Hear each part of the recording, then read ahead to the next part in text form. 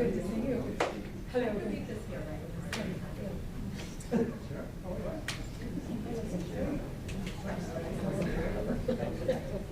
I could have you stand straight here on the side. I am.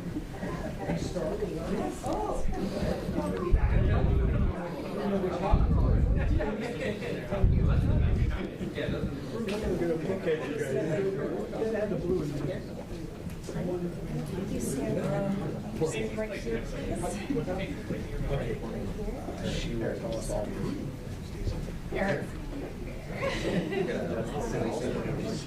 Stacey's going to sit everybody up.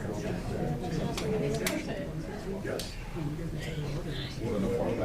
How about it?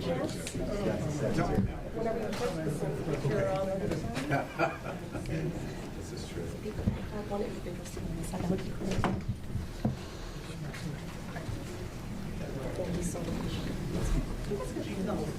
Yeah.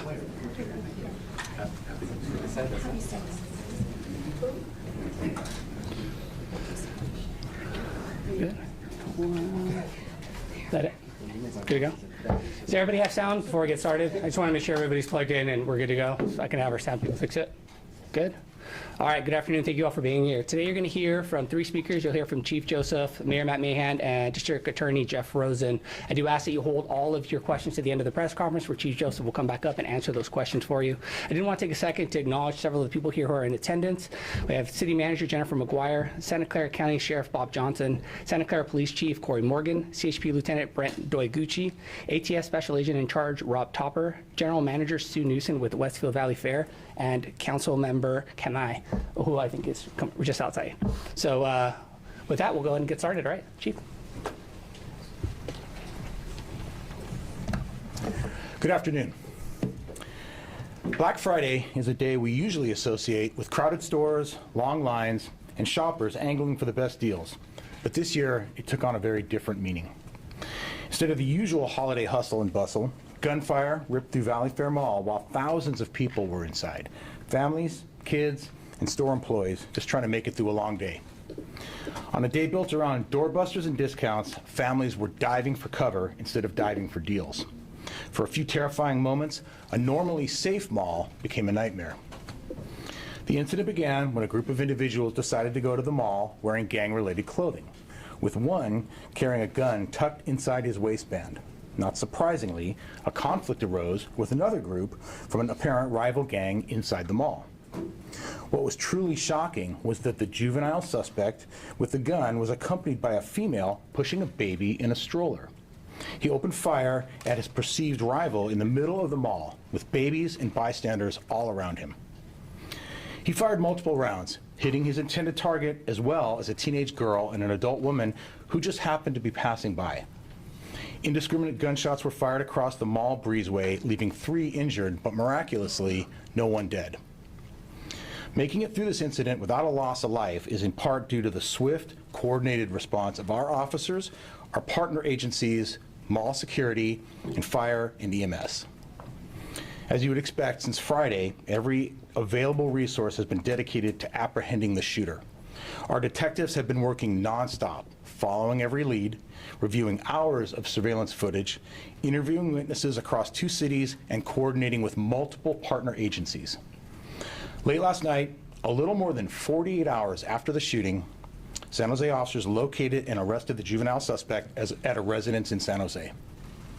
We're grateful this wasn't an active shooter situation, but we were prepared for one. We've trained out this location with our partner agencies, and when this unfolded, every agency moved into the mall exactly as we'd practiced, ready for anything. I want to thank every San Jose police officer, as well as all of our partner agency personnel who responded on Friday and worked throughout the weekend, including the Santa Clara Police Department, the Santa Clara County Sheriff's Office, the California Highway Patrol, the ATF, the FBI, the San Jose Fire Department, Valley Fair Mall Security, and EMS workers. I want to thank you for your speed, your professionalism, and your relentless follow-through.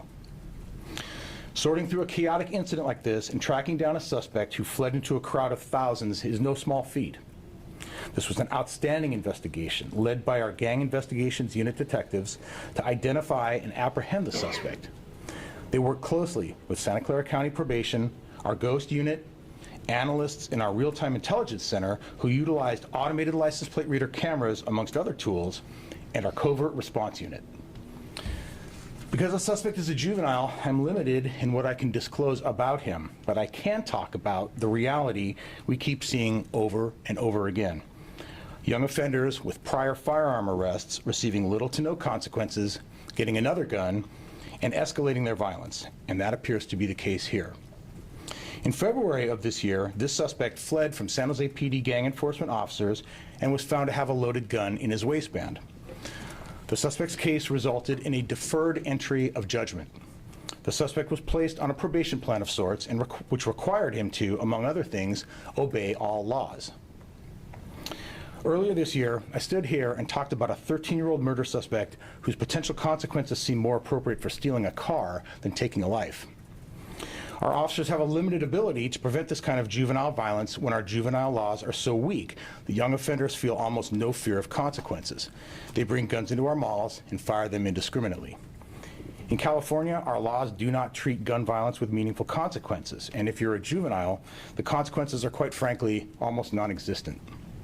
I'm not sure what it will take for well-intended lawmakers to wake up and realize that gun violence should never have been lumped in with nonviolent property crimes in California's efforts to reform our system.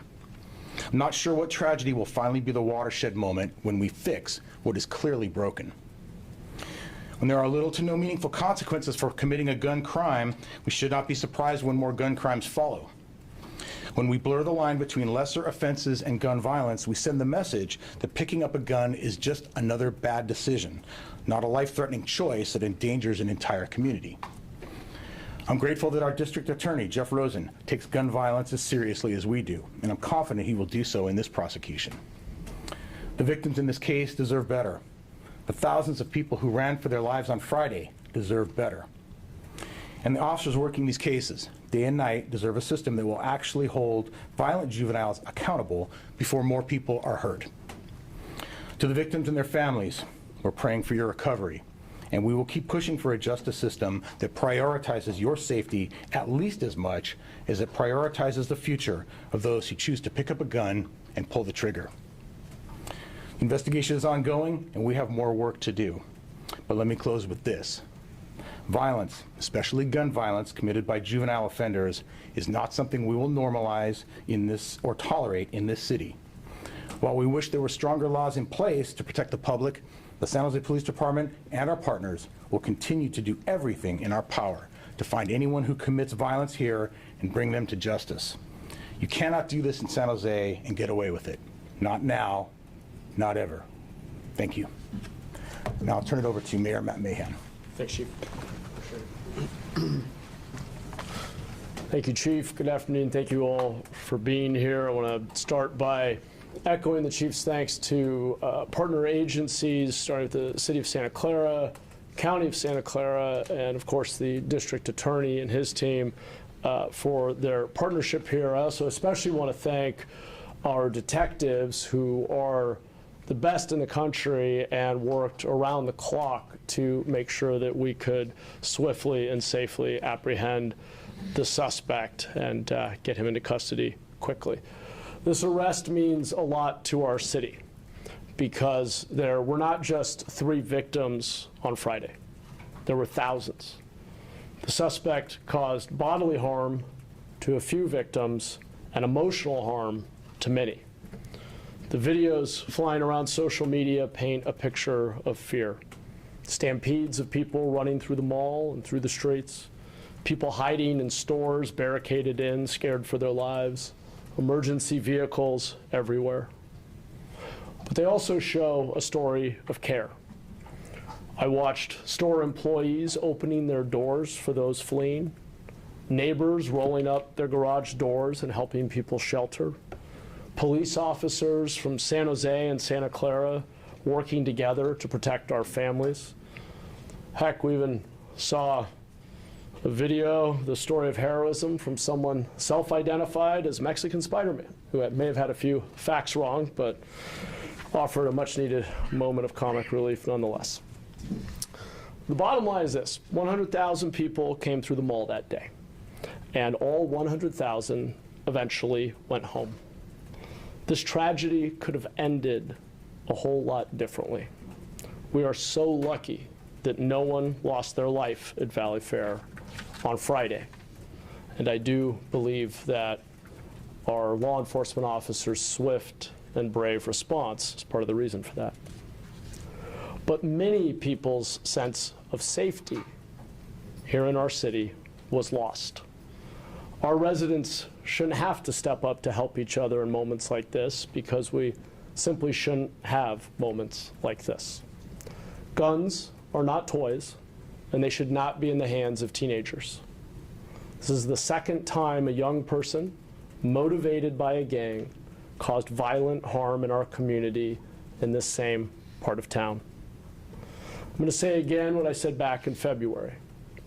I'm afraid that if we don't change the way our system holds young repeat offenders accountable, we may be providing a perverse incentive for gangs to recruit children at younger and younger ages. About 44% of gang-related incidents over the past few months were committed by young people under the age of 18, including aggravated assault, weapons charges, and robbery. We need a better way to hold young people and their accomplices, their adult accomplices in many cases, accountable, to deliver justice and to make sure they know the consequences of their actions. Because if gangs believe that initiating kids as members is a loophole, is a way to commit violence without consequences, we've created a dangerous loophole that makes our children even greater targets. In addition to enhancing penalties for those who commit or attempt murder and those who push our young people into a life of crime, we need to also double down on prevention and alternative pathways. Our San Jose Youth Empowerment Alliance, formerly known as the Mayor's Gang Prevention Task Force, has shown some incredibly promising results in funding after-school programming and especially youth jobs. We need to make those investments so there's always an alternative path available. Clearly, there's still a lot of work to do. This horrible tragedy is yet another reminder that protecting our children is one of the best investments we can make in creating a safer city. I'll say just a couple of words in Spanish since we have Spanish language media here. Hoy anunciamos el arresto del sospechoso responsable del tiroteo en el centro comercial Valley Fair el Viernes Negro. Este sospechoso juvenil disparó a 3 personas y aterrorizó a miles que temían por sus vidas. Nuestros jóvenes están siendo reclutados por pandillas porque saben que los menores enfrentan menos consecuencias. Necesitamos hacer más por nuestros niños y nuestra comunidad. Gracias a la Policía de San José y Santa Clara y nuestras agencias asociadas por la rápida detención de este sospechoso. Y gracias a los empleados de tiendas y vecinos que ayudaron a quienes huían abriendo sus tiendas y hogares para mantener a la gente segura. Thank you all very much, and now I'll turn it over to our DA, Jeff Rosen.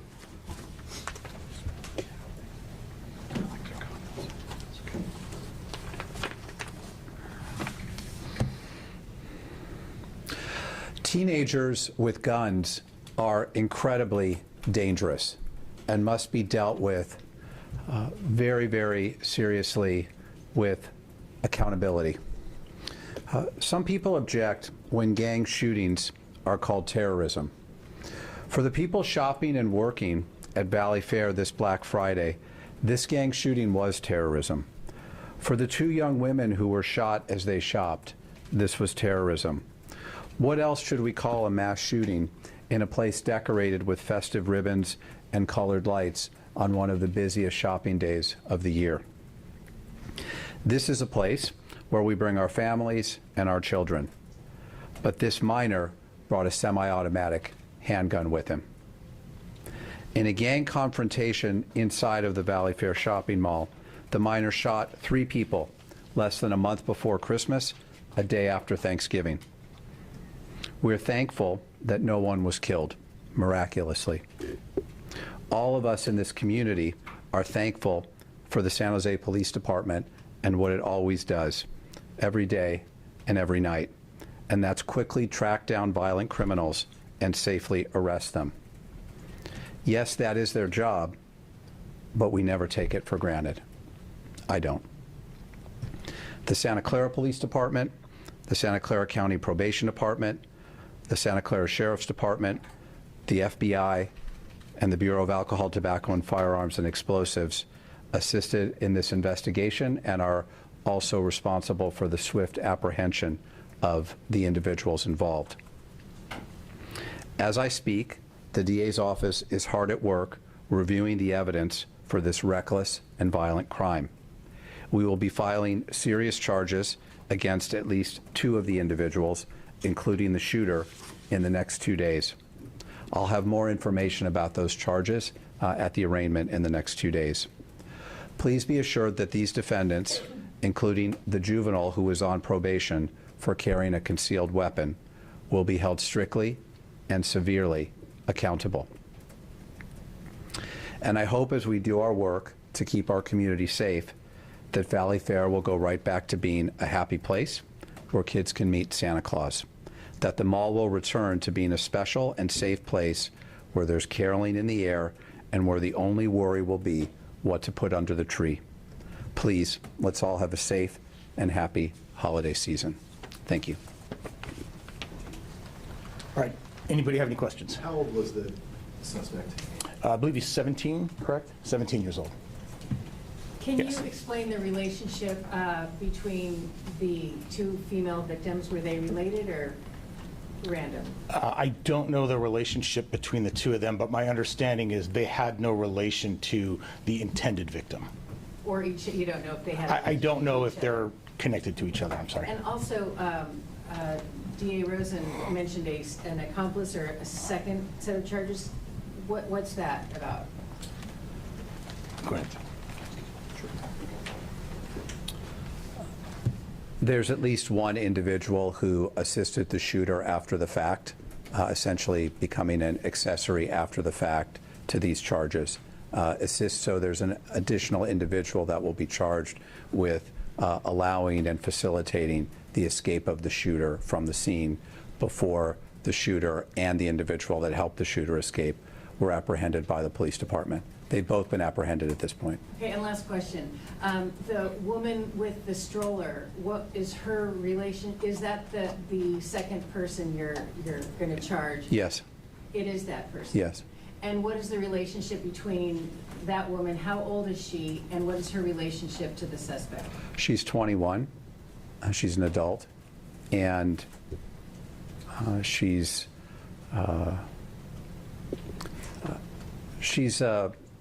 I wouldn't say related by marriage, but she has a familial relationship to the shooter. Was that his child? No.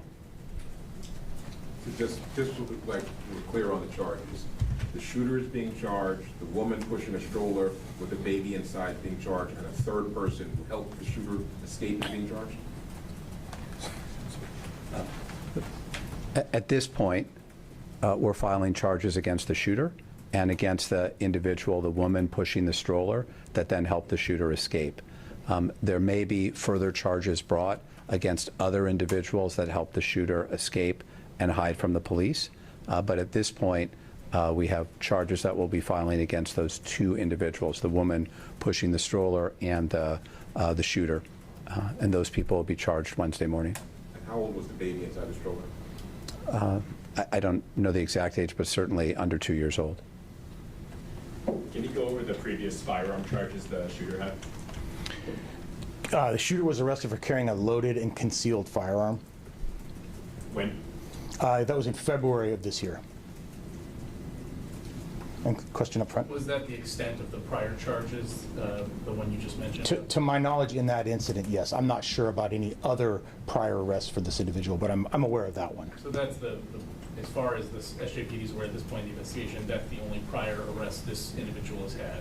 That's the only one that I know of personally. I don't know his entire criminal history. Do you have information about the origin of the gun used in the Friday shooting, ghost gun, stolen, anything along those lines? I do not. Was that recovered? We have not yet recovered that gun. How old is the male victim, and did he help identify the suspect? And did they know each other? I don't know his age. To my understanding, they did not know each other prior to this incident. This incident was a spontaneous development between their interaction. Are you able to expand at all on the confrontation that happened? Were these just rival gangs, or did something happen that led up to the shooting? It seemed like it all developed awfully quickly. I don't think there could have been a whole lot of interaction between them before the shooting, so I don't have a ton of detail on exactly what was said. Part of the issue here is, in California, we'll never really be able to obtain a statement from a juvenile suspect because the law does not even allow us to seek a Miranda waiver prior to a juvenile speaking with an attorney. And so the practical effect of that law is that we never get a statement from the juvenile defendant. But they were rival gangs. They certainly seemed to, well, the shooter certainly seemed to perceive the victim as a rival gang member to him. Yes, sir. I'll come back to you. How are the victim families, if anybody has spoken to them or reached out to them yet? I haven't personally. Our detectives have been working with them. However, obviously this is something tragic for everybody. The intended victim, and certainly the woman and the younger girl who were just simply shopping in the mall, had nothing to do with any confrontation and just happened to get wounded. That's not something they expected or should expect on a day of shopping. Is everyone out of the hospital? As far as I know, everybody's been released from the hospital. Everybody's expected, thankfully, to survive their injuries. And can you tell us where they were? Hold on, let me move to another part of the room. So this is the second time that something related to gangs happened at that mall. And you talk about prevention before. So what is the San Jose police doing for preventing these type of things? We know that the charges against minors are complicated. And the law is complicated, but so is there anything that the San Jose police is doing to try to prevent anything like this here? So first of all, I think you're referring to the homicide that occurred on Valentine's Day, and that was actually at a different location. It was not in Valley Fair Mall. So it's not the second event, just to be clear, not at this same location, but in the same general area. Absolutely correct. So I mean, there's a whole bunch of things we do. I mean, like the mayor talked about, first of all, there's a prevention strategy through the San Jose Youth Empowerment Alliance and all of the different programs that are offered to young people in this community to prevent them from becoming involved in gangs or violence in the first place. But a big part of what we do is identify violent suspects in our city and try to hold them accountable, such as we identified this person as a violent gang member armed with a firearm, and we made an arrest. And that was before this crime occurred. So that's one of the ways in which we in law enforcement are also trying to prevent instances like this from occurring. We obviously can't predict everywhere that a crime is going to occur. We can't be everywhere in the city at once. But this is a safe location. That's why this crime is so outlandish. It's not something that you would expect here. This is a safe place where thousands and thousands of people go every day to do their shopping. So it's very unusual, and thankfully it's unusual. Yes, sir.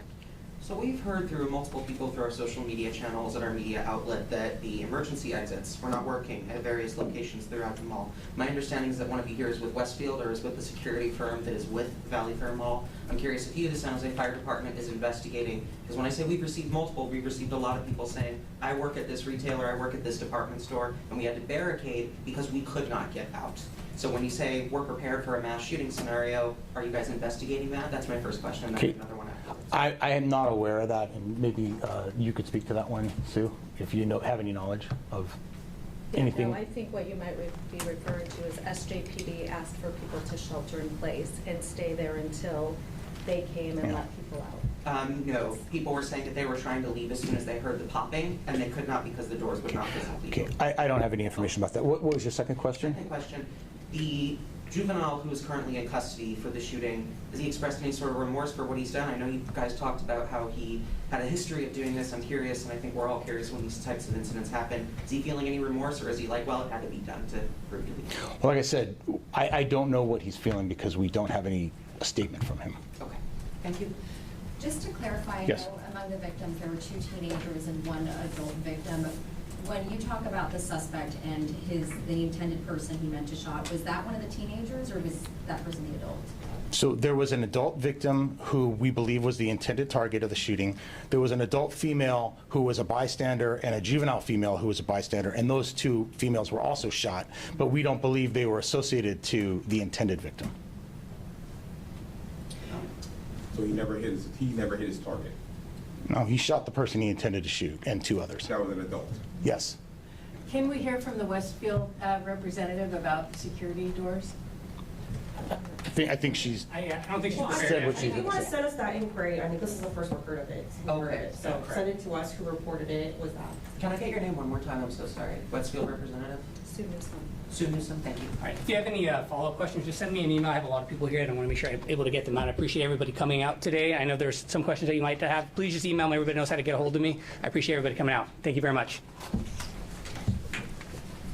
Thank you. Collaboration, yeah.